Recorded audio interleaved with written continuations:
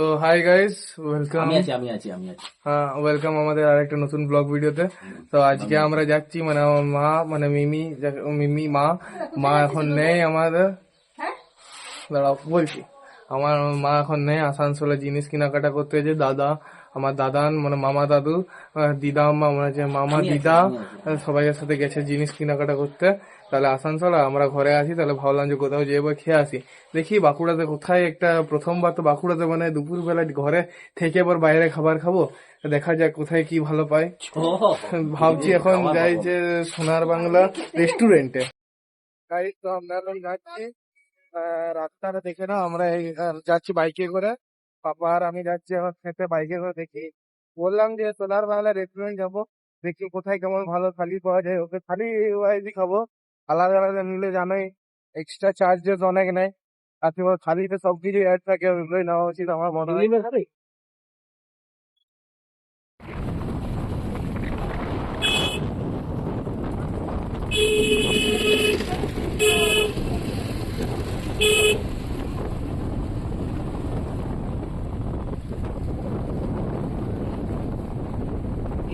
বলো, এবার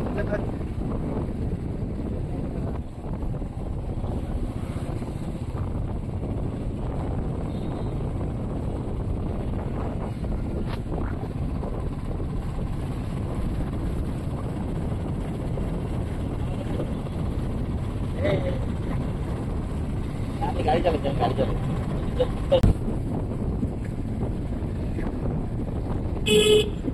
তো গাইড এখন আমরা যাচ্ছি, বাইপাস দিক দিয়ে হয়ে এলাম।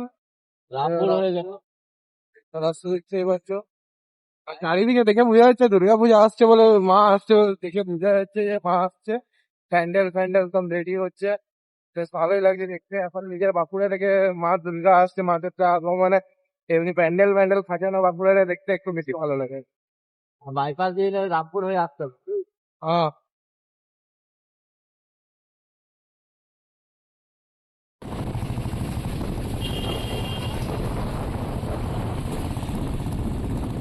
তো গাইজ এখন আমরা চলে এসেছি সোনার বাংলা হোটেলে।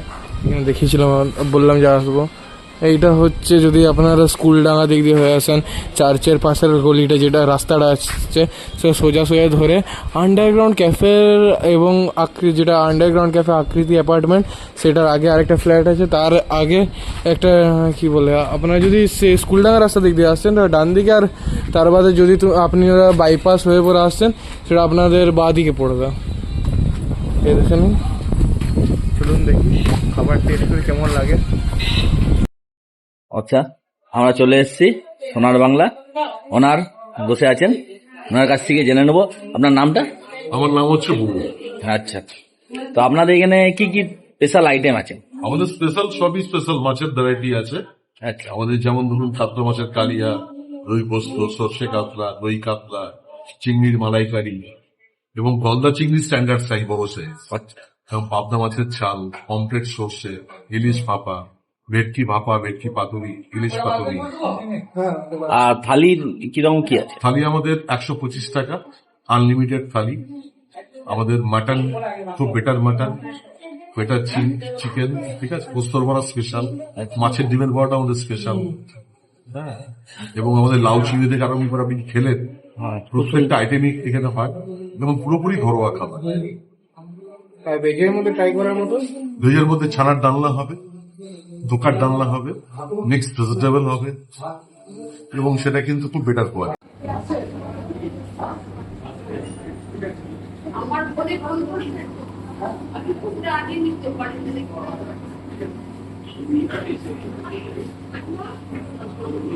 সানিয়া দাঁড়িয়ে থাকতে পারছে না, খাবার সামনে তো আর লোভ সামলাতে পারে না, ওই জন্য খাওয়া শুরু করে দিয়েছে। বললাম ছানার ডালনাটা আসুক তারপর খাবি, বলছি না আমি এখনই খাবো। ঠিক আছে খাবারকে সামনে পেলে ভাই, না দেখি আমি ভাবছি এবার টেস্ট করাই যাক। পোস্তর বড়াটা একটু কামড় দিয়ে দিয়েছি, আর এবার দেখাচ্ছি আপনাদের। দেখেন পোস্ত বড়, সাইজও বড়, আর তেমনি টেস্টেও খুব ভালো। অনেকদিন পর খেলাম, ভালোও লাগছে। এই দোকান ডালনা চলে এসছে অনেকটা পরিমাণের। আমার মনে হয় না যে সানি আর আমি দুজন মিলে এটাকে শেষ করতে পারবো। তো এক পিস করে আগে তুলে টেস্ট করে দেখছি, বাকিটা যদি না পারি তখন প্যাকিং করে নিয়ে চলে যাবো বাড়ি। তবে আরেকটা জিনিস বলতে ভুলে গেছিল, যেটা হচ্ছে এদের এখানে থাকার রুমও আছে।